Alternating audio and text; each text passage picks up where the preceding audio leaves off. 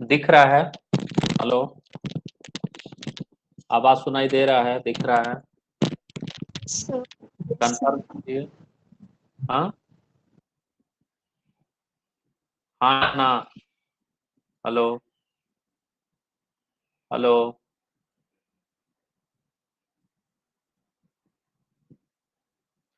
ठीक है, तो आज का टॉपिक है photosynthesis in higher plants, chapter 13। ठीक है, काफी इंपॉर्टेंट टॉपिक है ये। ठीक है, तो इस डिसिप्लिन को हम लोग आजकल क्वांटम बायोलॉजी बोलते हैं। ठीक है,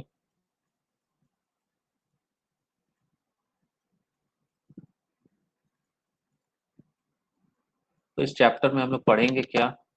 पहला पॉइंट है व्हाट डू वी नो, क्या पता है। कुछ एक्सपेरिमेंट्स जो पहले साइंटिस्ट किए हैं।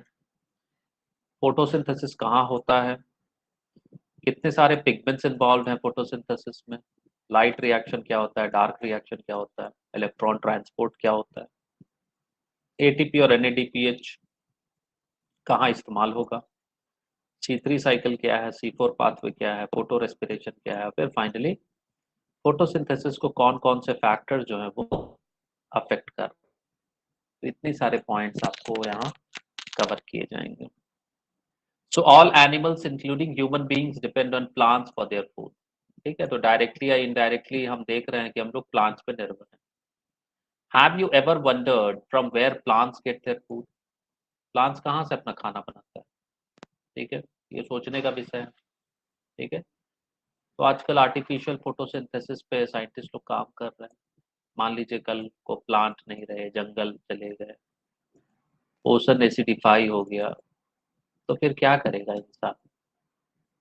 आर्टिफिशियल लीफ, आर्टिफिशियल फोटोसिंथेसिस, ये सब होना चाहिए।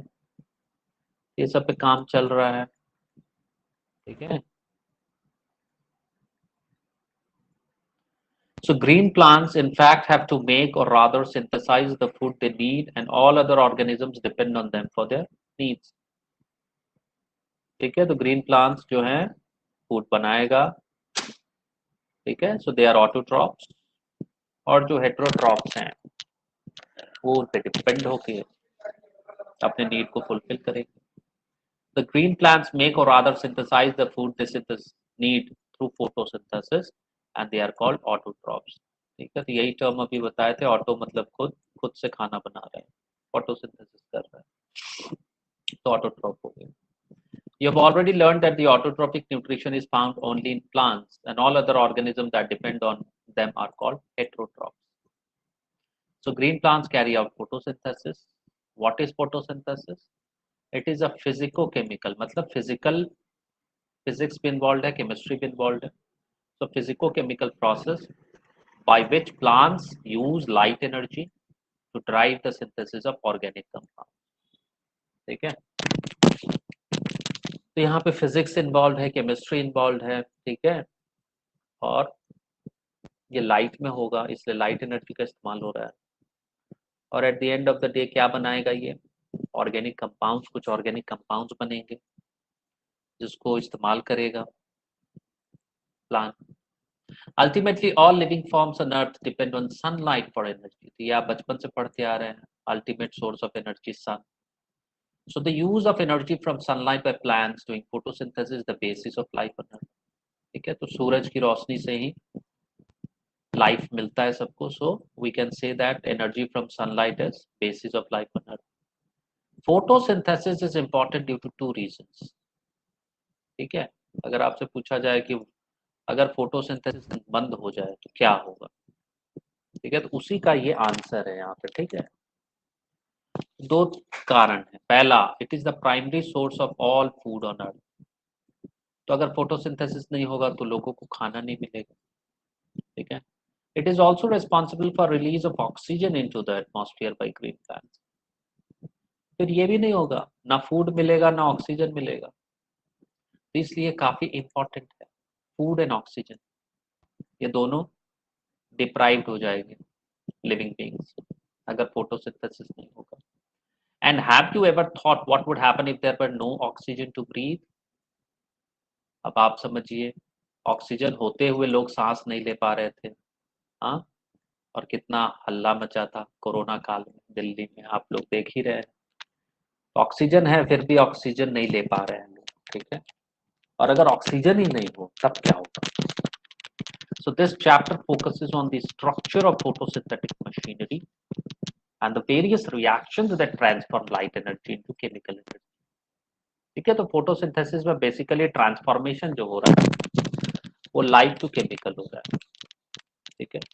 फर्स्ट लॉ ऑफ थर्मोडायनेमिक्स आप लोग जान रहे हैं, एनर्जी इज कंजर्व्ड, ठीक है। It can not be created, can not be destroyed, but it can be transformed from one form to another. यहाँ पे लाइट एनर्जी किसमें ट्रांसफॉर्म्ड हो रहा है? केमिकल एनर्जी, ठीक है। और इस ट्रांसफॉर्मेशन में जो मशीन का इस्तेमाल करता है प्लांट, उसको हम लोग समझेंगे, ठीक है। उसका स्ट्रक्चर क्या है, तो काफी इंपॉर्टेंट चैप्टर है। अब नेक्स्ट पॉइंट आता है व्हाट डू वी नो, अब तक हम क्या जानते हैं। So let us try to find out what we already know about photosynthesis. बचपन में भी पढ़े हैं काफी चीज। Some simple experiments you may have done in earlier classes. They show that chlorophyll, the green pigment found in the leaf, light, and carbon dioxide, they are required for photosynthesis to occur. So these are the primary requirements for photosynthesis जो आप बचपन से पढ़ते आ रहे हैं। ये light चाहिए, कार्बन डाइऑक्साइड चाहिए, क्लोरोफिल पिगमेंट होना जरूरी है, तब जाके फोटोसिंथेसिस हो सकता है। You may also have carried out experiment to look for starch formation in the leaves. ठीक है, तो ये एक्सपेरिमेंट भी 9th-10th में कराया जाता था पहले, ठीक है। स्टार्च बन रहा है उसको चेक कर। तो दो तरह के लीफ आप ले रहे हैं, ए वेरीगेटेड लीफ और a leaf that was partially covered with black paper and the other one is exposed to light. तो एक पत्ते को आपने क्या किया कि ढक दिया ब्लैक पेपर से, मतलब उस पर लाइट डायरेक्टली फॉल नहीं कर, ट्रांसमिटेड लाइट आ रहा होगा वो अलग बात है, और दूसरा पत्ता जो है वो फुल्ली एक्सपोज टू लाइट है। अब टेस्ट करेंगे दोनों को। So on testing these leaves for the presence of starch, it was clear that photosynthesis occurred only in the green parts of the leaves in the presence of light. ठीक है, तो जो पत्ता ढका है वहां पे पार्शियली कवर्ड है, तो पार्शियली कवर्ड होने का मतलब कुछ हिस्सा जो एक्सपोज्ड है वहां पे स्टार्च बन रहा होगा, जो एक्सपोज नहीं है स्टार्च वहां बन नहीं रहा होगा, तो फुल्ली एक्सपोज है वहां स्टार्च ज्यादा बन रहा होगा, और जो फुल्ली कवर्ड है वहां स्टार्च कम बन रहा होगा, ठीक है। तो अगेन ये एक्सपेरिमेंट बताता है कि लाइट का इंपॉर्टेंस क्या है, ठीक है। लाइट कितना जरूरी है स्टार्च फॉर्मेशन के लिए या फोटोसिंथेटिक प्रोसेस को होने के लिए, ठीक है। एक एक्सपेरिमेंट ये बचपन में कराया जाता था। दूसरा एक्सपेरिमेंट भी कराया जाता है। You may have carried out where a part of leaf is enclosed in a test tube containing some potassium hydroxide soaked cotton, which absorbs carbon dioxide, while the other half is exposed to air. ठीक है, तो इस experiment में क्या कर रहे हैं आप? पत्ता लिए, पत्ता को आपने टेस्ट ट्यूब में डाला, ठीक है, और इसमें आपका पोटासियम हाइड्रोक्साइड सोक्ड कॉटन भी है। ये पोटासियम हाइड्रोक्साइड करेगा क्या? ये कार्बन डाइऑक्साइड को एब्सॉर्ब कर लेगा, ठीक है। अब पत्ते का दूसरा हाफ को क्या कर रहे हैं आप? हवा से एक्सपोज करके रखें। The setup is then placed in light for some time. On testing for the presence of starch later in the two parts of the leaf, एक जो exposed है एयर के लिए और दूसरा जो कि ढका हुआ है टेस्ट ट्यूब, और चूंकि वहां पे पोटासियम हाइड्रोक्साइड भी मौजूद है जो कि कार्बन डाइऑक्साइड जो बचा खुचा कार्बन डाइऑक्साइड होगा उसको सोक कर ले रहा होगा। तो कहने का मतलब यहाँ दो पिक्चर है, एक जो टेस्ट ट्यूब के अंदर पत्ता का हिस्सा है, लीफ का पार्ट है, उसके पास CO2 नहीं है, और एक एयर से जो एक्सपोज है वहां उसको CO2 मिल रहा है एयर से।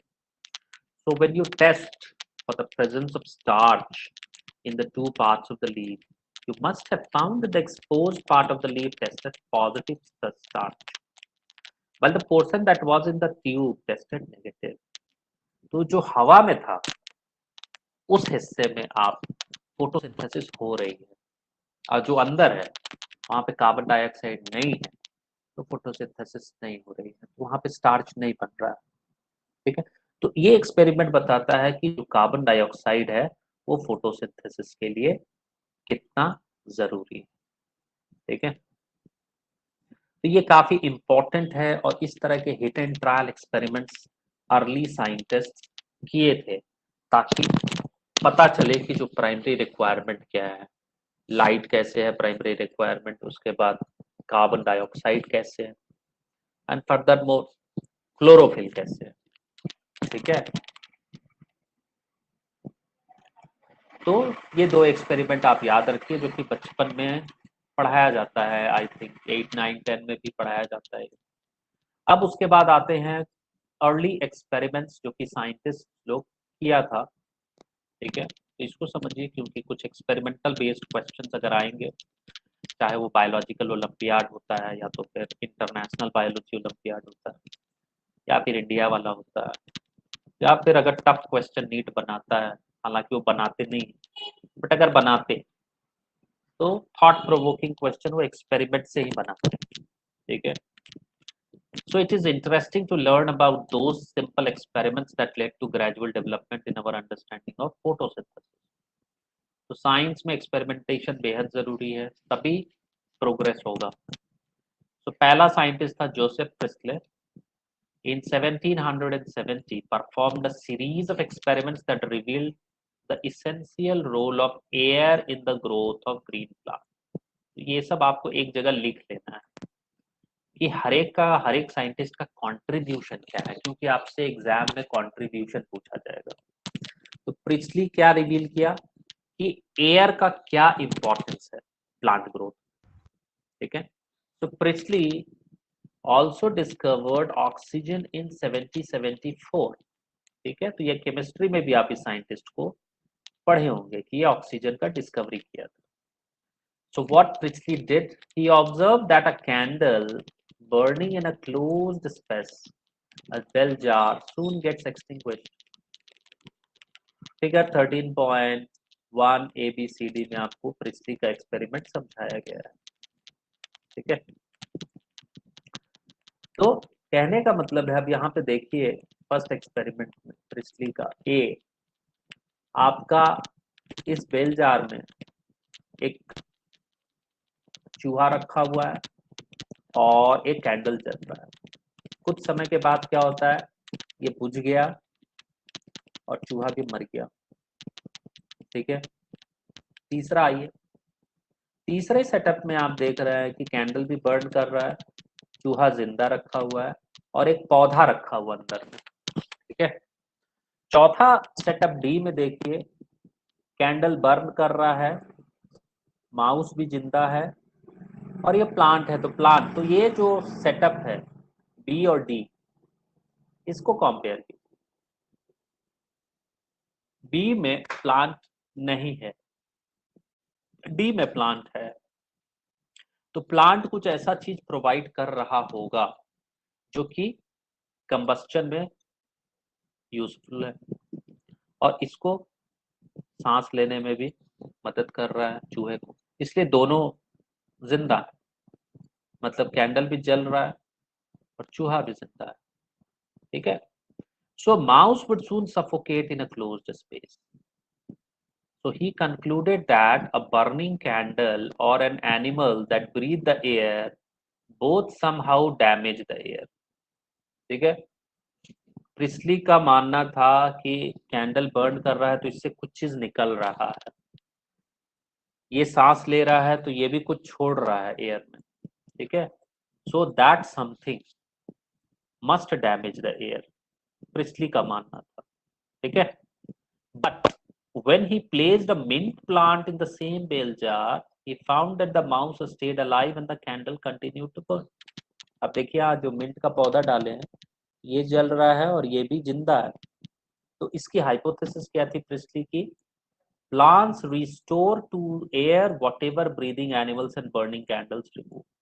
ठीक है, कहने का मतलब, हम सांस ले रहे हैं या ये चूहा सांस ले रहा है, तो वो सांस लेकर जो चीज एयर से हटा रहा है और कैंडल बर्न कर रहा है, वो जो एयर से हटा रहा है उसको ये मिंट का पौधा रिस्टोर कर रहा है। इस एक्सपेरिमेंटल सेटअप से हमको यही कंक्लूजन निकलता है। ठीक है, तो वो चीज है क्या जो कि एक बर्निंग कैंडल कंज्यूम करता है, एक लिविंग ऑर्गेनिज्म कंज्यूम करता है और एक प्लांट उसको रिस्टोर करता है, मतलब वो देता है। ठीक है,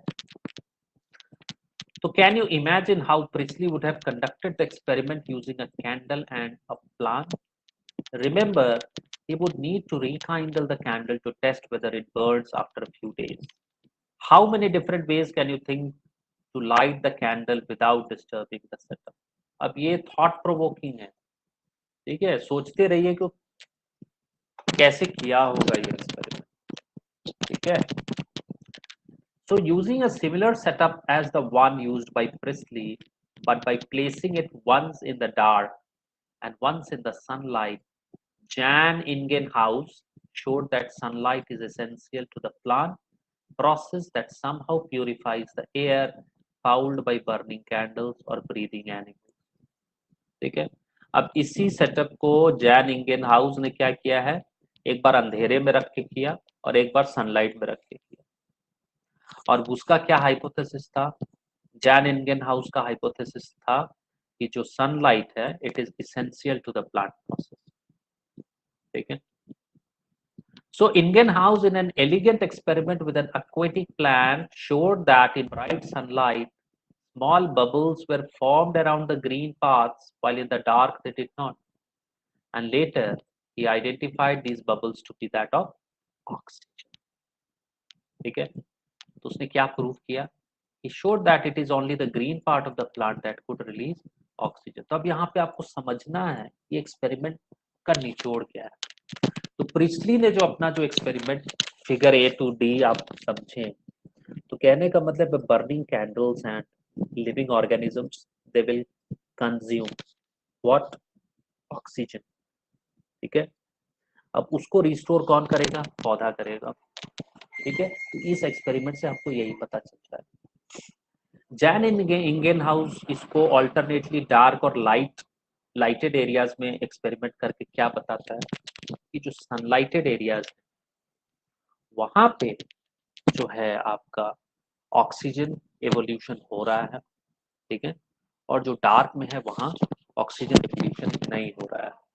ठीक है, तो कहने का मतलब है कि ये जो ऑक्सीजन इवॉल्व होगा उसके लिए सनलाइट जरूरी है। ठीक है, plus green parts of the plant ये भी जरूरी है। ठीक है, यहाँ पे दो तीन चीजें हैं, आपको कार्बन डाइऑक्साइड चाहिए। ठीक है, उसके बाद आपको green parts of the plant चाहिए और ये जो एक्सपेरिमेंट है ये आपका सनलाइट में होना चाहिए। तो अलग अलग साइंटिस्ट का अलग अलग एक्सपेरिमेंटल ऑब्जर्वेशंस हैं और उनका हाइपोथेसिस है। ठीक है, अब नेक्स्ट देखते हैं। It was not until about 1854 that Julius von Sack provided evidence for production of glucose when plants grow. ठीक है, तो सैक्स क्या बताया कि प्लांट जो है फोटोसिंथेसाइज करके ग्लूकोज बना रहा है। ठीक है, so this glucose is usually stored in the form of starch. ठीक है, तो ये पूछा जाता है। His later study showed that the green substance in plants called chlorophyll is located in special bodies called chloroplast within the plant cells. अब इसके बारे में भी बात हो रही थी कि आपको ग्रीन पार्ट में क्या है ऐसा जो कि फोटोसिंथेसिस में मदद करेगा। तो ये जो पिगमेंट है आपका क्लोरोफिल ये इम्प्लीकेटेड हुआ। अब ये क्लोरोफिल कहाँ पाया गया, क्लोरोप्लास्ट में। ठीक है, so he found that the green parts in plant is where glucose is made. ठीक है, इसका जूलियस बॉर्न सैच का कंक्लूजन था कि जो ग्रीन पार्ट्स हैं वहीं पर आपका फोटोसिंथेसिस हो सकता है और ग्लूकोज वही मिलेगा और फिर ये ग्लूकोज जो है स्टार्च के फॉर्म में स्टोर्ड होता है। ठीक है। So glucose is stored as starch, और ये कहाँ हो सकता है, जहाँ पे क्लोरोफिल मौजूद है। और ये क्लोरोफिल कहाँ मिलेगा आपको, क्लोरोप्लास्ट के अंदर। ठीक है। तो देखिए सीरीज ऑफ एक्सपेरिमेंट से अलग अलग छोटी छोटी चीजें उभर के सामने आ रही है। ठीक है। कोई सनलाइट को इम्पोर्टेंस बता रहा है, कोई ऑक्सीजन का इम्पोर्टेंस बता रहा है, कोई बता रहा है कि ग्रीन पार्ट ही है जहाँ पर क्लोरोफिल क्लोरोप्लास्ट वाले जो हिस्से हैं वहीं पर आपको स्टार्च बन सकता है। ठीक है। अब नेक्स्ट चलते हैं। Now consider the interesting experiments done by T W. Engelmann. ये एंजलमान क्या है, अब यहाँ पे साइंटिस्ट और उसका कंक्लूजन आपको याद रखना है, ईयर भी याद रखना है, ये हम आपको बार बार बता रहे हैं। ठीक है। ये एंजलमान क्या किया, ही used a prism, he split light into its spectral components. ठीक है। तो आपको पता है कि प्रिज्म से अगर हम लाइट को पास कराएं तो वो violet, indigo, blue, green, yellow, orange, red में स्प्लिट हो जाता है। ठीक है। पिक्चर। अब क्या किया ये, he illuminated this green alga Cladophora. ये क्लैडोफोरा का नाम पूछते हैं लोग, याद रखिए इसको। ये एंजलमान का एक्सपेरिमेंटल मटेरियल क्या था, तो एंजलमान का एक्सपेरिमेंटल मटेरियल था ग्रीन एल्गी क्लैडोफोरा। ठीक है, काफी इंपॉर्टेंट क्वेश्चन। तो ये किया क्या, he placed this green alga cladophora in a suspension of aerobic bacteria। Aerobic bacteria का मतलब है जिसको ऑक्सीजन चाहिए। ठीक है। So the bacteria were used to detect the sites of oxygen evolution. क्यों लिया था उसने बैक्टीरिया, एरोबिक बैक्टीरिया को, क्यों, क्योंकि ये जहाँ पे ऑक्सीजन इवॉल्व होगा वहीं पे दिखेंगे, क्योंकि एरोबिक बैक्टीरिया है। ठीक है। तो यू कैन इजिली डिटेक्ट कि ऑक्सीजन एक्चुअली कहाँ इवॉल्व हो रहा है। ठीक है।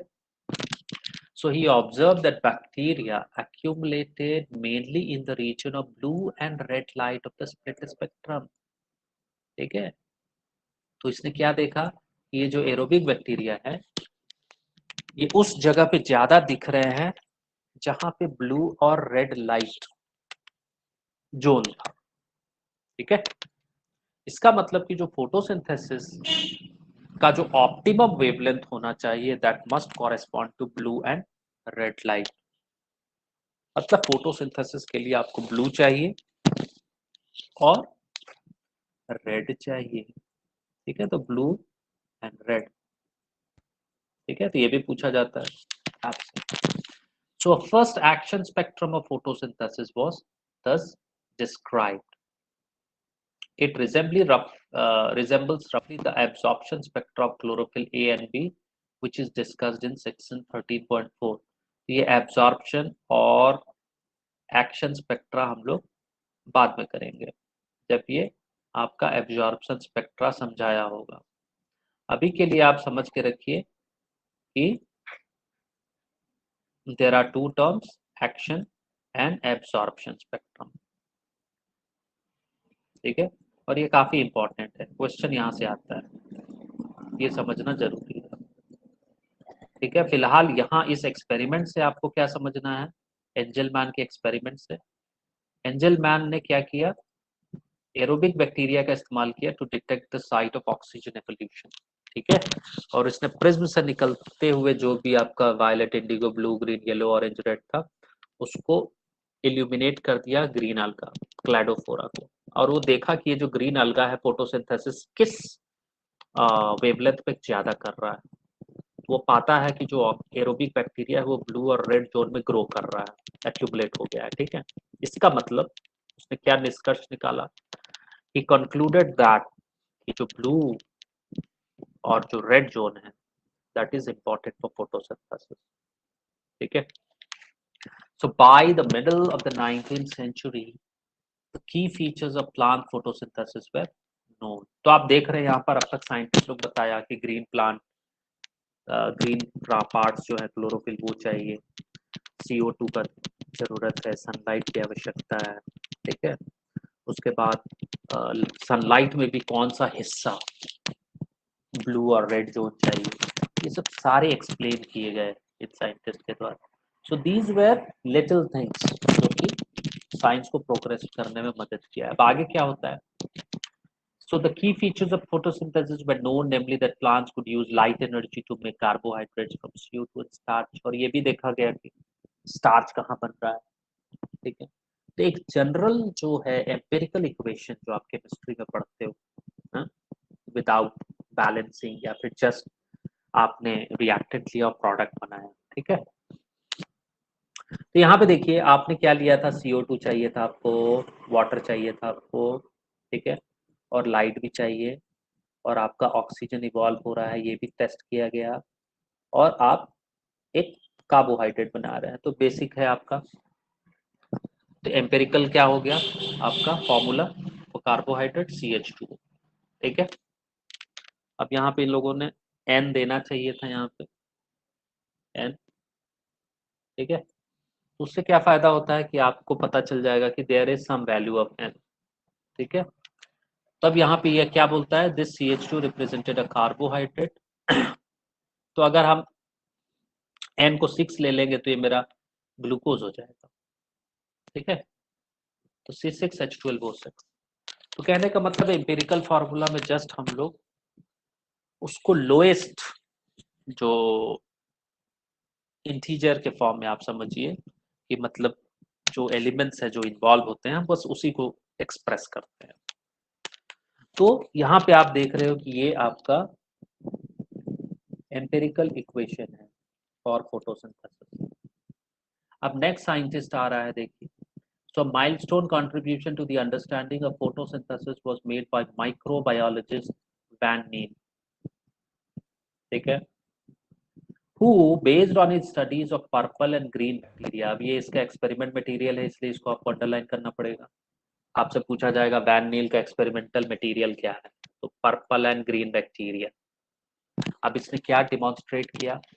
He demonstrated that photosynthesis is essentially a light dependent reaction in which hydrogen from a suitable oxidizable compound reduces carbon dioxide to carbohydrates, ठीक है। तो कहने का मतलब है कि ये ऑक्सीडेशन रिडक्शन के टर्म में बात कर रहा है वैन नील, ठीक है।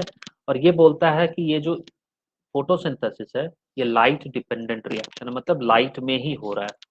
और हो क्या रहा है, तो ये कह रहा है कि जो हाइड्रोजन है from a suitable oxidisable compound, देखिए यहाँ पे H2A से लिखा हुआ है, ये क्या कर रहा है, इट रिड्यूसेस कार्बन डाइऑक्साइड को रिड्यूस कर रहा है टू कार्बोहाइड्रेट। रिडक्शन का मतलब क्या होता है, एडिशन ऑफ हाइड्रोजन। तो देखिए यहाँ CO2 में H ऐड हो गया है, ठीक है। सो दिस इज रिडक्शन, ठीक है। यहाँ पे हम क्या लिख सकते हैं नोट में, reduction, reduction means addition of hydrogen, ठीक है। यहाँ देखिए कार्बन डाइऑक्साइड में क्या हो रहा है, हाइड्रोजन ऐड हो रहा है, ठीक है, एडिशन ऑफ हाइड्रोजन। तो आप देख रहे हो यहाँ पे अलग अलग करके उसको देखो, ये आपका CO2 है, ये कन्वर्ट हो गया किसमें, CH2O, ठीक है। तो एडिशन ऑफ हाइड्रोजन है यहाँ, इसलिए हम इसको बोलेंगे रिडक्शन। तो यहाँ पे जो आपका ऑक्सीडाइजेबल कंपाउंड है, ठीक है, it is reducing carbon dioxide to CH2O। अब ऑक्सीडेशन का मतलब क्या होता है, ऑक्सीडेशन का मतलब होता है लॉस ऑफ हाइड्रोजन, ठीक है। ऑक्सीडेशन का मतलब होता है लॉस ऑफ हाइड्रोजन, ठीक है, या गेन ऑफ ऑक्सीजन, ठीक है, गेन ऑफ ऑक्सीजन। उसी तरह रिडक्शन भी आप लिख सकते हैं, लॉस ऑफ हाइड्रोजन को आप रिडक्शन बोल सकते हैं, ठीक है। तो आप देख रहे हो यहाँ पे लॉस ऑफ हाइड्रोजन लिख रहे हैं। अब यहाँ पे H2A देखिए, इसमें हाइड्रोजन था, ये ऑक्सीडाइज हो रहा है क्योंकि ये क्या बन गया, A बन गया। ये क्या है, ऑक्सीडेशन, क्योंकि ये लूज कर रहा है, ठीक है, यहाँ पे H2A से A बना मतलब ऑक्सीडेशन रिएक्शन है, CO2 से CH2O बना मतलब रिडक्शन रिएक्शन है. So basically this equation is a redox reaction. ठीक है, redox का मतलब क्या होता है? both reduction and oxidation. ठीक है, तो RED का मतलब रिडक्शन, O का मतलब ऑक्सीडेशन, ऑक्स का मतलब ऑक्सीडेशन, तो रेडॉक्स. सो रेडॉक्स रिएक्शन है फोटोसिंथेसिस बेसिकली. तो आपसे ये भी क्वेश्चन पूछा जाता है, ये आपको एक्सप्रेशन दे देगा जिसको मैं अभी रेक्टेंगल में क्लोज किया. ये रिएक्शन दे देगा और पूछेगा कि what do you interpret from this equation. जो first interpretation is photosynthesis is redox reaction. Why? Because H2A is getting oxidized to A because it involves loss of hydrogen, and CO2 is getting reduced to CH2. Why? Because there is addition of hydrogen. ठीक है, तो ये आपको बताना पड़ेगा. तो van नील का contribution यही है, ये बताना कि फोटोसिंथेसिस जो है बेसिकली एक रेडॉक्स रिएक्शन है. ठीक है, and it happens in light, so you can call it a light dependent redox reaction. ठीक है, इसको हम बोल सकते हैं light dependent redox reaction. Next point देखिए, in green plants water is the hydrogen donor. ठीक है, and it is oxidise to oxygen. ठीक है, अब ये ए कुछ होना चाहिए ना. ठीक है, तो हमको पता है कि ग्रीन प्लांट में जो हाइड्रोजन जो देता है वो क्या है, आपका वाटर से आपको मिल रहा है. और चूंकि वाटर ही ऑक्सीडाइज हो जा रहा है, लॉस ऑफ हाइड्रोजन होगा, तो H2O से आप क्या करें, हाइड्रोजन हटा दीजिए, तो क्या बनेगा, ऑक्सीजन बनेगा. ठीक है, ये हो गया. So some organisms do not release oxygen during photosynthesis. ये भी तो हो सकता है कि एनऑक्सीजेनिक फोटोसिंथेसिस हो. तो दो तरह का फोटोसिंथेसिस है, एक ऑक्सीजेनिक. ऑक्सीजेनिक का मतलब जिसमें ऑक्सीजन रिलीज होता है. ठीक है, तो उसको हम लोग ऑक्सीजेनिक फोटोसिंथेसिस बोलते हैं. और दूसरा एनऑक्सीजेनिक, जिसमें ऑक्सीजन रिलीज नहीं होता है, ये भी तो हो सकता है. ठीक है, तब यहाँ पे आपको समझना है कि जब आप H2S लीजिएगा एज अ हाइड्रोजन डोनर, जो कि पर्पल और ग्रीन सल्फर बैक्टीरिया में मिलेगा. ठीक है, so the oxidation product is sulphur और sulphate depending on the organism and not oxygen. ठीक है, तो पर्पल और ग्रीन सल्फर बैक्टीरिया में क्या है, ग्रीन प्लांट तो वाटर इस्तेमाल कर रहा था तो ऑक्सीजन इवॉल्व हो रहा था, लेकिन ये दोनों क्या इस्तेमाल करते हैं, ये दोनों हाइड्रोजन सल्फाइड इस्तेमाल करते हैं. तो ऑब्वियसली जो आपका प्रोडक्ट बनेगा वो या तो सल्फर या सल्फर का कुछ सल्फेट टाइप प्रोडक्ट बन सकता है आपका इंस्टेड ऑफ ऑक्सीजन. ठीक है, तो कहने का मतलब है, यहाँ से एक इन्फरेंस हम ड्रॉ कर सकते हैं कि जो ऑक्सीजन आपको फोटोसिंथेसिस में ग्रीन प्लांट के द्वारा निकल रहा है वो ऑक्सीजन से आना चाहिए, ना कि कार्बन डाइऑक्साइड से.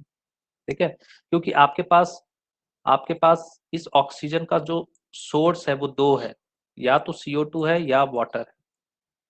ठीक है, क्योंकि आपके इक्वेशन में क्या है, CO2 plus water giving glucose plus water plus oxygen. कहने का मतलब है कि ये ऑक्सीजन या तो इधर से आया होगा वाटर से, या तो फिर CO2 से आया होगा. तो ये वैन नील का एक्सपेरिमेंट यही कहता है कि वो जो आपका ऑक्सीजन जो आना चाहिए वो वाटर से आना चाहिए. ठीक है, कार्बन डाइऑक्साइड से नहीं आना चाहिए. तो ये उसकी हाइपोथेसिस थी which was later on proved by using radioisotopic techniques. ठीक है, रेडियो आइसोटोपिक टेक्निक का हम इस्तेमाल करते. तो हम आपको बताए थे रेडियो आइसोटोपिक टेक्निक का मतलब क्या होता है. रेडियो आइसोटोपिक टेक्निक का मतलब होता है कि आप रेडियो ट्रेसर्स का इस्तेमाल करते हैं. ठीक है, जैसे कि हम क्या करेंगे, कार्बन 14 का इस्तेमाल कर सकते हैं. ठीक है, ठीक है, कार्बन 14 इस्तेमाल कर सकते हैं या ऑक्सीजन 18 इस्तेमाल कर सकते हैं. ठीक है, जो भी रेडियो एक्टिव प्रॉपर्टी रख रहा है. ठीक है, फिर उसको हम चेज करेंगे कि वो आखिर कहाँ कहाँ वो दिख रहा है सिस्टम में. ठीक है, So the correct equation that would represent the overall process of photosynthesis is therefore 6CO2 plus 12H2O. In presence of light, it forms glucose plus water plus 6O2. Okay? And this oxygen released comes from water. तो ये आपको याद रखना है. How was it proved? It was proved using radioisotope technique. ठीक है? Note that this is not a single reaction, but description of a multi-step process called photosynthesis. अब एक ही reaction नहीं है, एक step reaction नहीं है, multi-step reaction है. ठीक है? So can you explain why 12 molecules of water as substrate are used in the equation above? अभी आप देख सकते हैं कि 12 आप क्यों ले रहे हैं. ठीक है? वो आपको बैलेंस करना पड़ेगा. और फिर आप चेक कर सकते हो कि 12 हम लोग क्यों ले रहे हैं यहाँ पे. ठीक है? तो इस तरीके से इक्वेशन जो है हम लोग लिखते हैं. समझ में आ रही है बात? तो हम यहाँ कह सकते हैं कि वैन नील का जो एक्सपेरिमेंट है वो कितना इम्पोर्टेंट है. ठीक है? अब ये सिंपल जो क्वेश्चन है आपका 12 molecules of water as substrate, ये अब आप बैलेंसिंग अगर आपको रिएक्शन का आता है तो आप आंसर कर सकते हैं. ठीक है? क्योंकि 12 वाटर का मतलब क्या है यहाँ पे, इसका मतलब यही हो गया कि 24 हाइड्रोजन आपका बनना चाहिए. ठीक है? तो आप 12 हाइड्रोजन तो आपका इसी यहीं पे यूज हो गया. ठीक है? तो और 12 हाइड्रोजन बच रहा है ना, तो 12 हाइड्रोजन कहीं तो आना चाहिए. तो 12 हाइड्रोजन आएगा कैसे? ऑक्सीजन में तो है नहीं, बच गया वाटर बन रहा है, तो 6 मॉलिक्यूल्स ऑफ वाटर आना चाहिए. इसलिए तो कहने का मतलब है इसको आप बैलेंसिंग के पॉइंट ऑफ व्यू से आप इसको एक्सप्लेन कर सकते हैं. ठीक है?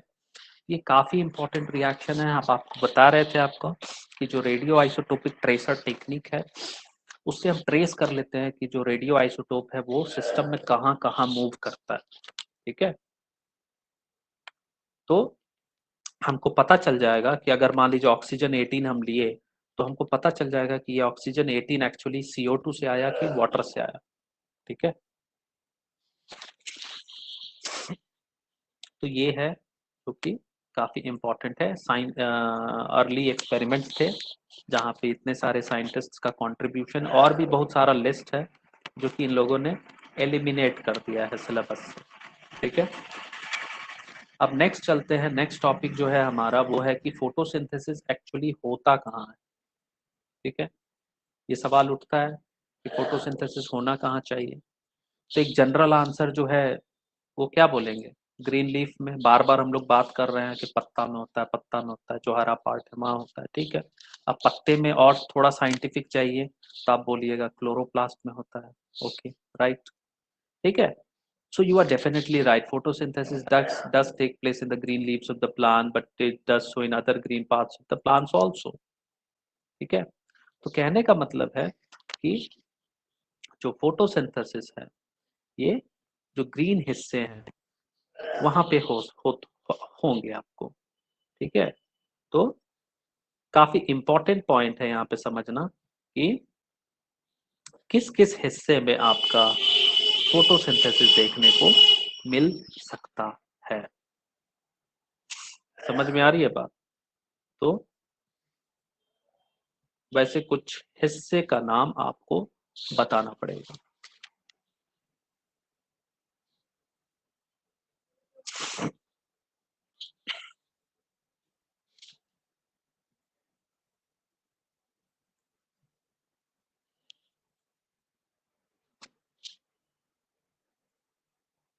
ठीक है?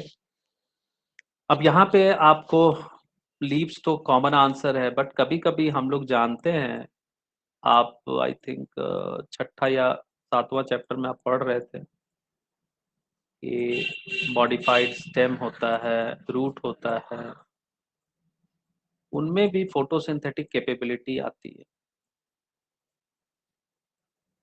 क्योंकि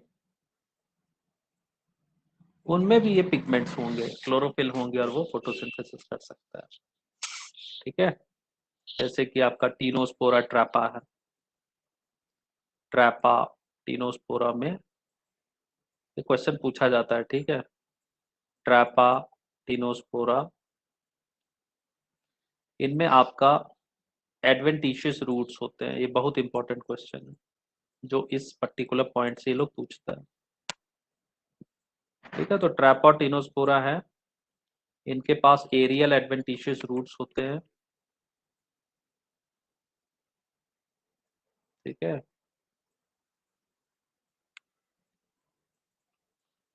जो कि फोटोसिंथेसिस कर सकता है, ठीक है। उसी तरह जो आपको ऑपुंसिया मिलता है आपको, ये भी फोटोसिंथेसिस कर सकता है। तो कहने का मतलब है it's not only green leaf but modified stem and roots can also perform photosynthesis, ठीक है। तो ये जो आपका है ऑपुंसिया में हम लोग इसको टर्म देते हैं फाइलोक्लेड, ठीक है। ये स्टेम है, मॉडिफाइड स्टेम, जो कि फोटोसिंथेसिस कर सकता है। तो मॉडिफाइड स्टेम भी है, रूट भी है। इसमें आप रूट में आपका ट्रैपा और टिनोस्पोरा याद रखिए, मॉडिफाइड स्टेम में फाइलोक्लेड याद रखिए ऑपुंसिया का, जो कि फोटोसिंथेसिस कर सकता है। दिस इज इम्पोर्टेंट क्वेश्चन, ठीक है, जो यहाँ पे लोग पूछे हैं। So you would recollect from previous unit that mesophyll cells in the leaves having a large number of chloroplasts. ये पिछले चैप्टर में आप पढ़े थे कि पत्तों में मेसोफिल सेल्स होते हैं जिनमें बहुत सारे आप क्लोरोप्लास्ट मिलेंगे, ठीक है। So usually the chloroplasts align themselves along the walls of the mesophyll cell such that they get the optimum quantity of the incident light, ठीक है। तो कहने का मतलब है कि अलाइनमेंट जो है आपका वो काफी इंपॉर्टेंट है, और इस अलाइनमेंट को बहुत पहले भी आपको बताया गया है कि अलाइनमेंट क्यों होना चाहिए, ठीक है। तो दिस इज वेरी इंपॉर्टेंट कि क्लोरोप्लास्ट जो है वो किस तरीके से अलाइन होगा। अब आप ही सोचो, मान लीजिए अगर वो फुल्ली एक्सपोज नहीं होगा तो लाइट उस पर कैसे पड़ेगा, ठीक है। फ्लैटेंड रहेगा तब होगा कि स्लैंटिंग रहेगा, तो इसका आप अंदाजा खुद ब खुद लगा सकते हो कि एक्सपोजर जो होना चाहिए सेल्स का वो किस तरीके से होगा, ठीक है। क्लोरोप्लास्ट किस तरीके से अलाइन होने चाहिए, ठीक है। तो ये थॉट प्रोवोकिंग क्वेश्चन है कि अगर मान लीजिए आप सीधा रखें तो वो कितना लाइट लेगा, अगर मान लीजिए उसको आप टेढ़ा कर देते हैं तो कितना लाइट लेगा, ज्यादा लाइट अगर उस पर पड़ जाएगा तो उस पर क्या असर हो सकता है, ठीक है। तो ये इतना आसान नहीं है समझना, जब तक कि आप उसको खुद ब खुद एक्सपेरिमेंट नहीं कीजिएगा, आपको उसको समझ नहीं पाइएगा ये, ठीक है। दीज आर एक्सपेरिमेंटल क्वेश्चंस जो कि एग्जाम में पूछ सकता है, ठीक है। अब यहाँ पे पूछ रहा है आपको, when do you think the chloroplast will be aligned with their flat surfaces parallel to the walls? कब पैरेलल हो सकता है वो, हाँ। मतलब कहने का मतलब ये वॉल है और इनका अलाइनमेंट ऐसे होना चाहिए, ठीक है, पैरेलल टू द वॉल और perpendicular to the incident light. Chloroplast ऐसे, लाइट ऐसे आ रहा है, ठीक है। तो इससे फायदा क्या होगा, तो यही चीज आपको सोचना है कि क्या फायदा हो सकता है अगर क्लोरोप्लास्ट परपेंडिकुलरली अलाइंड रहेगा तो। तो यहाँ पे अब आपको यही चीज समझना है कि क्लोरोप्लास्ट परपेंडिकुलरली अलाइन कब करेंगे, जब उसको हाई लाइट इंटेंसिटी मिल रहा है, ठीक है, लाइट ज्यादा है, ठीक है। इससे इसको फायदा क्या होगा, ये खुद को बचा सकता है इससे, फोटो ऑक्सीडेशन प्रोसेस से। फोटो ऑक्सीडेशन का मतलब लाइट के प्रेजेंस में ऑक्सीडाइज कर जाना, ठीक है। So it will result in the damage to the cells. और ये दूसरा जो है आपका पैरेलल, पैरेलल कब हो रहेगा, तो अब ये चूंकि हाईलाइटेड कंडीशंस में आप परपेंडिकुलर रह रहे हैं, ये पैरेलल वाला केस आता है जब वो ऑप्टिमम या लो लाइट कंडीशंस में होगा, ठीक है। तो लो लाइट, इससे इससे फायदा क्या होगा कि इसको ज्यादा लाइट मिलेगा, ठीक है, it will get maximum light, ठीक है। यहाँ पे इसको लाइट मैक्सिमम मिल रहा है क्योंकि लाइट को पूरा ये एरिया मिल गया आपको, ठीक है, it will get maximum light. यहाँ पे क्या है, लाइट को परपेंडिकुलरली, मतलब कि आपका ये ऐसे है और क्लोरोप्लास्ट ऐसे अलाइंड है और लाइट आ रहा है इससे।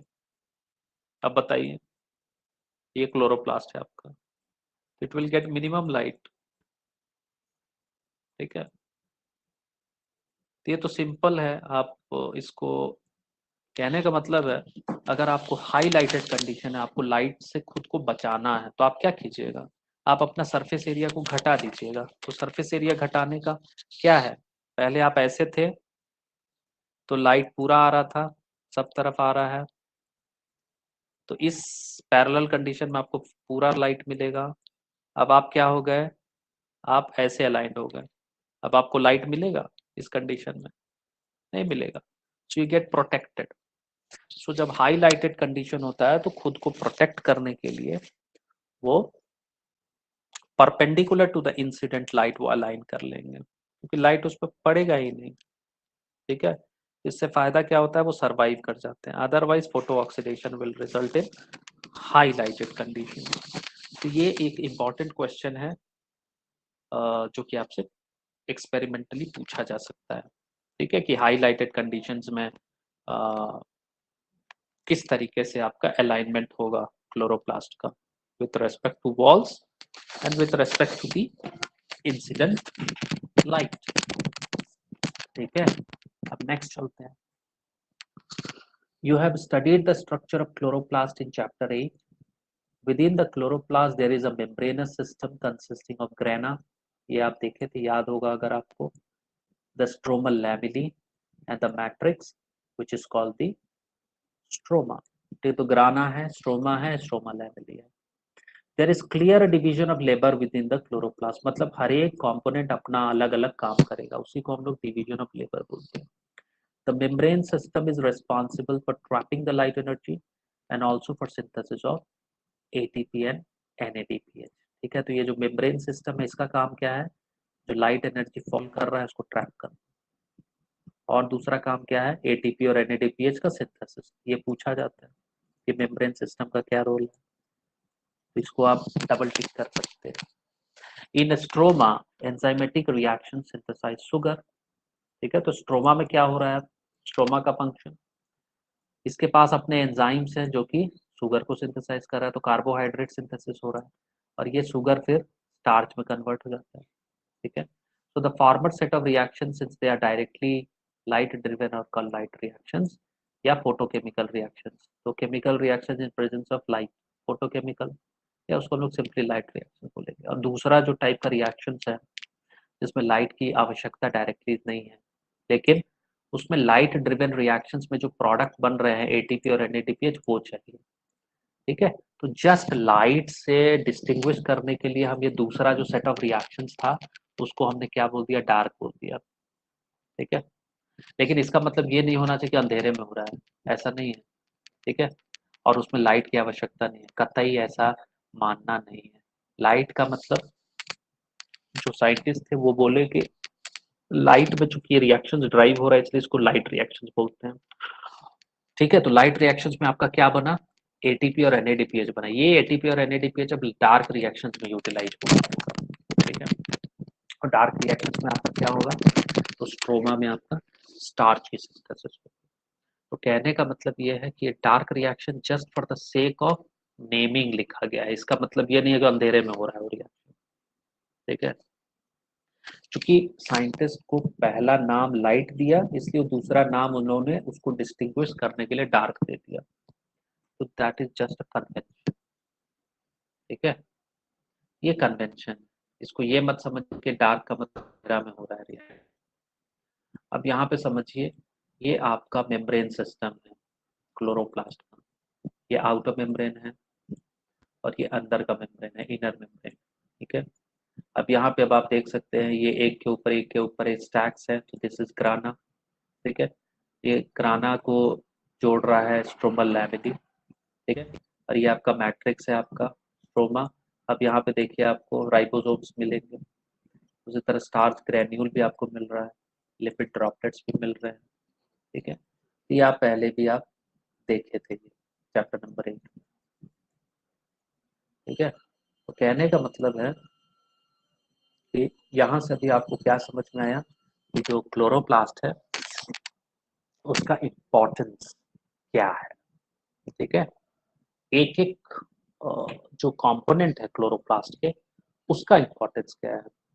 ठीक है, जैसे आउटर मेम्ब्रेन, इनर मेम्ब्रेन, उसका क्या इम्पोर्टेंस है। So this membrane system is responsible for trapping the light energy. ठीक है, और for synthesis of ATP and NADP. ये जो एटीपी और एनएडीपी जो बना, ये अब सेकेंड सेट ऑफ रिएक्शन जो स्ट्रोमा में हो रहा है उसमें यूज होगा टू सिंथेसाइज कार्बोहाइड्रेट।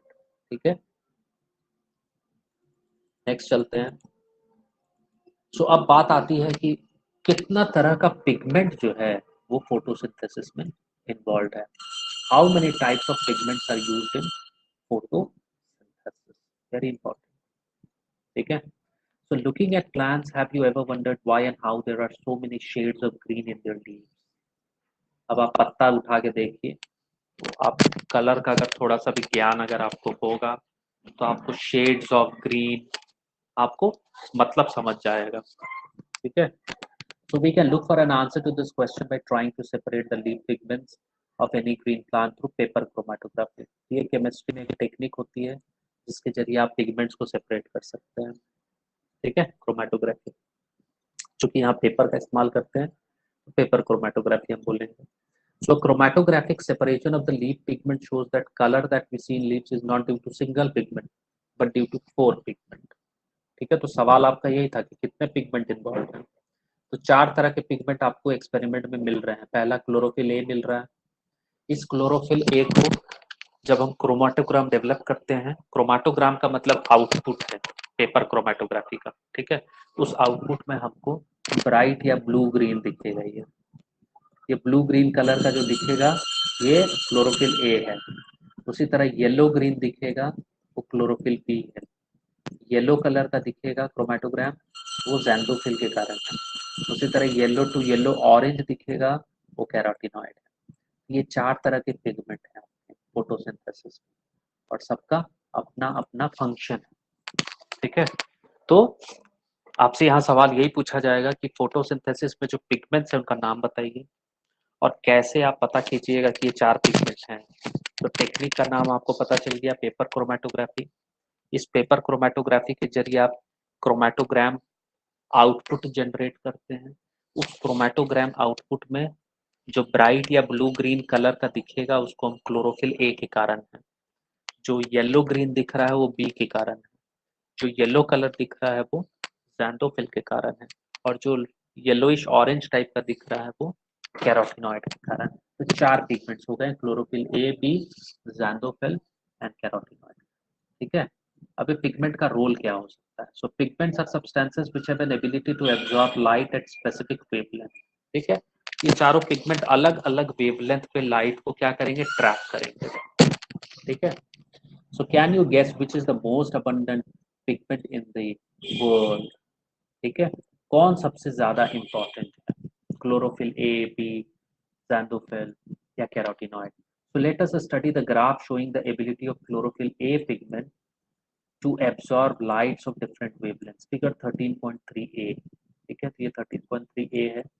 यहाँ पे अब आप फर्स्ट वाला जो डायग्राम है इसमें अब आप देखिए अलग अलग पिगमेंट की एब्सॉर्प्शन कैपेसिटी दिखाई थी, उसको प्लॉट किया गया हुआ। ठीक है, अब यहाँ पे आपको विबजियोर के बारे में पता होना चाहिए। ठीक है, तो हम वो मान के चल रहे हैं कि आपको पता। अब यहाँ देखिए पहला वाला जो पिगमेंट है ये ब्लू कलर का, ये क्लोरोफिल ए का है।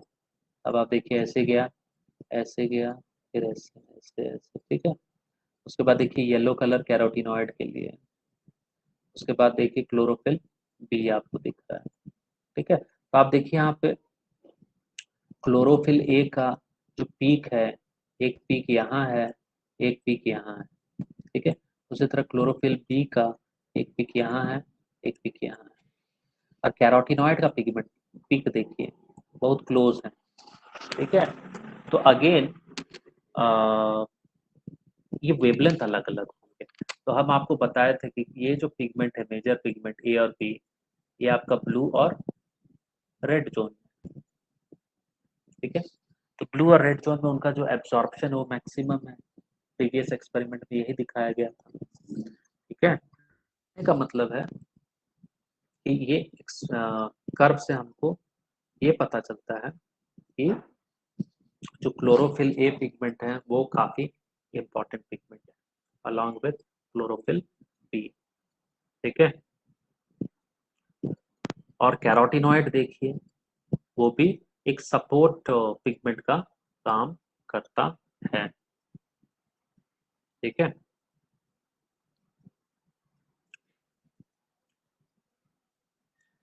तो यहाँ से आपको जो कर्व है आ, उसको समझना होगा, क्योंकि कर्व से क्वेश्चन जो है वो आता है, ठीक है। तो इस कर्व का इंटरप्रिटेशन आपसे पूछा जा सकता है कि विच is the most abundant pigment is chlorophyll A, then next important is chlorophyll B, ठीक है। उसके बाद कैरोटिनॉइड आएगा, ठीक है। अब देखिए जो सेकेंड वाला एक्सपेरिमेंट देखिए, this is the rate of photosynthesis measured by oxygen release. तो आप फोटोसिंथेसिस हो रहा है ये आप कैसे पता करिएगा? फोटोसिंथेसिस हो रहा है और उसका रेट क्या है ये तो आप पता कर सकते हैं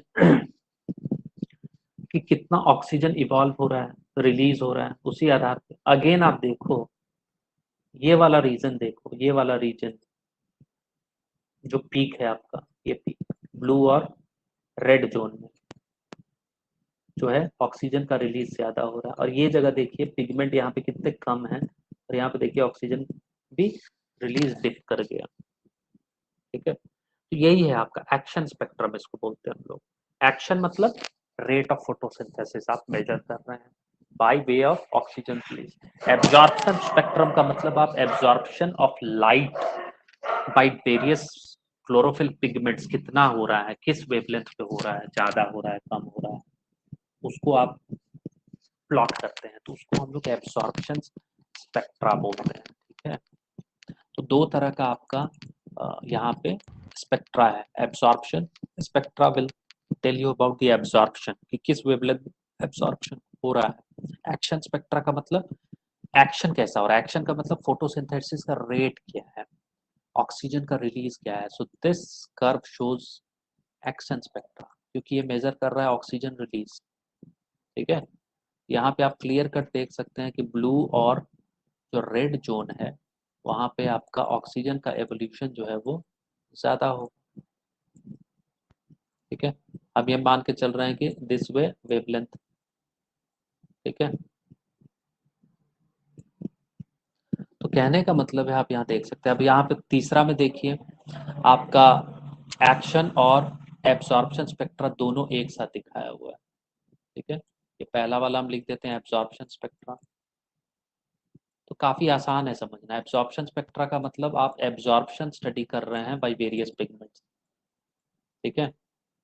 एक्शन स्पेक्ट्रा में आप रेट ऑफ फोटोसिंथेसिस मेजर करते हैं बस।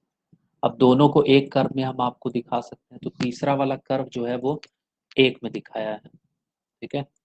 यहाँ देखिए rate of photosynthesis black line से ड्रॉ किया है और एब्जॉर्प्शन स्पेक्ट्रा क्लोरोफिल ए का ब्लू लाइन से ड्रॉ किया है। तो आप देखिए ये जो पीक है ये मैच कर रहा है।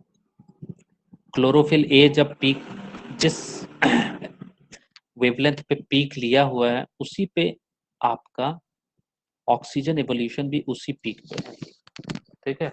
So this plot shows the correspondence between absorption and action spectra, ठीक है। ये काफी इंपॉर्टेंट है इसका। तो यहाँ पे हम लोग क्लोरोफिल ए का चूंकि स्टडी किए हैं तो which is the most abundant pigment, chlorophyll a का एब्जॉर्प्शन और एक्शन स्पेक्ट्रा आपको यहाँ पे एक साथ दिखाया जा रहा है, ठीक है। So can you determine the wavelength color of light at which chlorophyll A shows maximum absorption?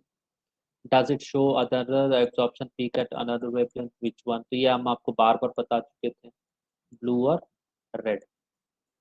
ठीक है, ब्लू और रेड जोन जो है वहां पे आपको मिल रहा है। आप यहाँ पे देख सकते हैं, ये पीक है, दूसरी तरह इधर पीक है आपका। ठीक है, so now look at figure 13.3b showing the wavelengths at which maximum photosynthesis occurs in a plant. Again ये आपको एक्सप्लेन किया जा चुका है कि एक्शन स्पेक्ट्रा भी जो है मैक्सिमम ऑक्सीजन का जो एवोल्यूशन है या मैक्सिमम फोटोसिंथेटिक रेट जो है वो ब्लू और रेड वेवलेंथ जोन में ही आपको मिलेगा। ठीक है, so can you see that the wavelengths at which there is maximum absorption by chlorophyll A, that is in the blue and the red regions, also show higher rate of photosynthesis? तो यही चीज आपको third में दिखाया गया। So we can conclude that chlorophyll A is the chief pigment associated with photosynthesis, जो सवाल आपसे पहले पूछा गया था। ठीक है, तो अब यहाँ पे एक और क्वेश्चन पूछ रहे हैं लोग कि can you say that there is a complete 1-to-1 overlap between the absorption spectrum of chlorophyll A and action spectrum of photosynthesis? आप देख सकते हैं ऑलमोस्ट ओवरलैप ही है ये। ठीक है, कहने का मतलब है तीसरा जो सी डायग्राम है उसको ध्यान से देखिए, यहाँ पे आपका रेट ऑफ फोटोसिंथेसिस मतलब एक्शन स्पेक्ट्रा को कंपेयर किया है एब्जॉर्प्शन स्पेक्ट्रा के साथ। ठीक है, तो यहाँ पे अब आप उसको आसानी से समझ सकते हैं पिक्चर को देख के कि किस तरीके से एक्शन और एब्जॉर्प्शन स्पेक्ट्रा जो है वो काम कर रहा है। ठीक है, with respect to chlorophyll A pigment. ठीक है, तो आप देख सकते हैं कि जहाँ पे मैक्सिमम एब्जॉर्प्शन आपको दिख रहा है वहीं पे आपका रेट ऑफ जो एवोल्यूशन है ऑक्सीजन का या फोटोसिंथेटिक रेट वो ज्यादा है। ठीक है,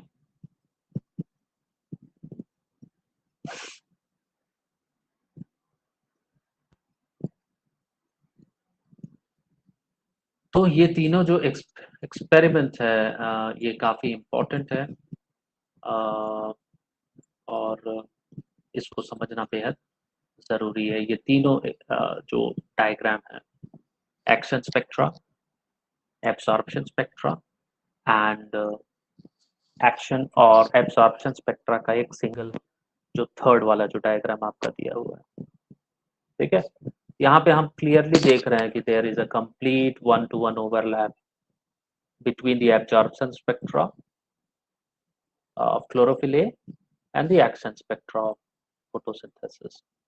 ठीक है, और क्या हम यहाँ से निकाल सकते हैं कि ओवरलैप जो बी का है वो भी आप देखिए वैसे ही है, बी का भी उसका भी 1-to-1 ओवरलैप हो जाएगा आपका क्लोरोफिल ए या क्लोरोफिल बी दोनों का।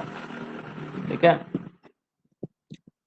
और क्या हम यहाँ से कंक्लूड कर सकते हैं कर्व को देख के? जो एब्जॉर्प्शन स्पेक्ट्रा है क्लोरोफिल ए का, ठीक है, वो आप देखिए थोड़ा सा वाइडर है।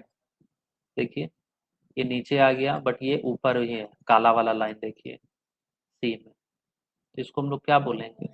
इसको हम बोलेंगे कि जो एब्जॉर्प्शन स्पेक्ट्रा जो है वो वाइड है। ठीक है, और क्या बोलेंगे कि क्लोरोफिल बी के भी साथ वैसे ही। ठीक है, तो कहने का मतलब है कि हम लोग काफी चीज वर्कआउट यहाँ पे कर सकते हैं देख करके कर्व को। अब यहाँ पे देखिए last paragraph. So these graphs together show that most of the photosynthesis takes place in the blue and red region of the spectrum। तो पहला कंक्लूजन ये था, बट दूसरे वेवलेंथ में भी फोटोसिंथेसिस तो हो ही रहा है, ऐसा तो नहीं है कि नहीं हो रहा। आप यहाँ पे देखो दूसरा वेवलेंथ में भी तो हो रहा है ना, थोड़ा हो रहा है, नीचे आ रहा है, डिप हो रहा है, बट एब्सॉर्प्शन तो हो ही रहा है। ठीक है, तो दूसरे वेवलेंथ पे आपका कैरोटीनॉइड देखिए, कैरोटीनॉइड कर रहा था, तो ऐसा तो नहीं है कि सिर्फ ब्लू और रेड जोन पे ही होगा। जो सपोर्ट पिगमेंट्स हैं कैरोटिनॉइड्स, ज़ैंथोफिल्स, वो दूसरे एब्सॉर्प्शन जोन पे वो एब्सॉर्ब करेंगे। So some photosynthesis does take place at other wavelengths of the visible spectrum. ठीक है। सो कहने का मतलब क्लोरोफिल मेजर पिगमेंट है रिस्पॉन्सिबल फॉर ट्रैपिंग लाइट, और दूसरे जो पिगमेंट्स हैं जैसे क्लोरोफिल बी हो गया, ज़ैंथोफिल्स हो गया, कैरोटिनॉइड्स हो गए, इनको हम लोग क्या बोलेंगे, एक्सेसरी पिगमेंट्स। तो इनका काम भी है लाइट को एब्जॉर्ब करना, और जो लाइट एनर्जी होगा उसको मेजर पिगमेंट जो है क्लोरोफिल ए उसको ट्रांसफर कर देते हैं। ठीक है। तो होता क्या है कि एक वाइडर रेंज जो हो जाता है वेवलेंथ का, जो कि यूटिलाइज हो सकता है फोटोसिंथेसिस का, क्योंकि अलग अलग है सबका एब्सॉर्प्शन को। ठीक है। और दूसरा फंक्शन क्या है, मोस्ट इंपॉर्टेंट फंक्शन, ये जो एक्सेसरी पिगमेंट्स हैं क्लोरोफिल ए को बचाते हैं फोटो ऑक्सीडेशन से। ठीक है। So these are two important point, accessory pigment का रोल यहाँ पे काफी इंपॉर्टेंट है, उस हिसाब से आपको समझना पड़ेगा। ठीक है।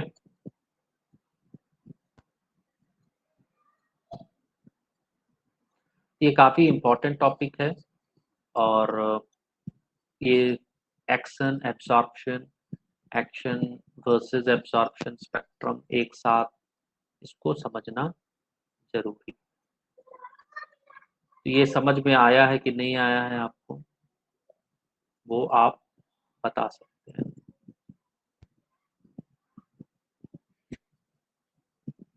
ठीक है।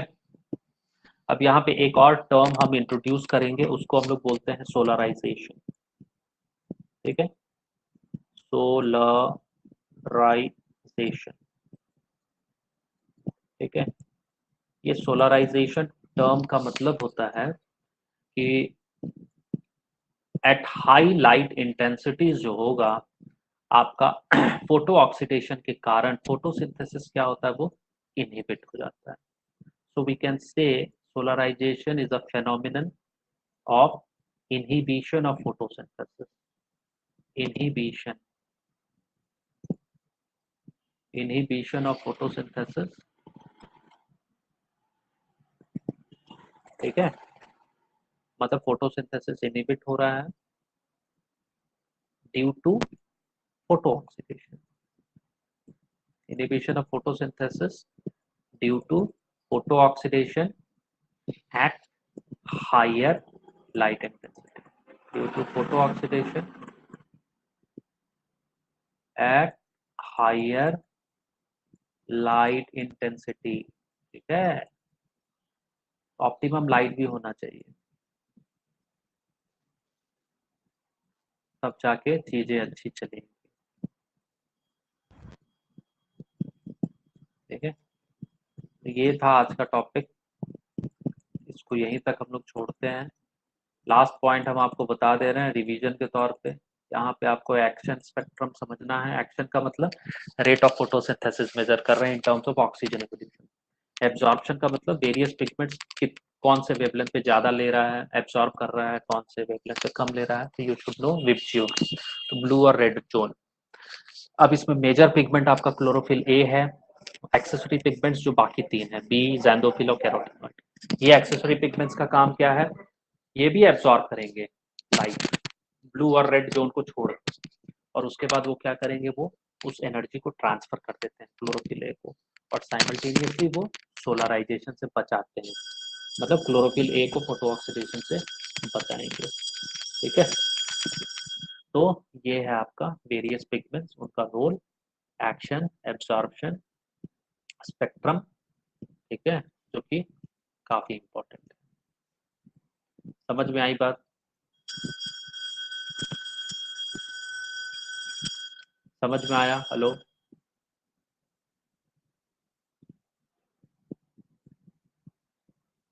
ठीक है। तो आज के लिए इतना ही है।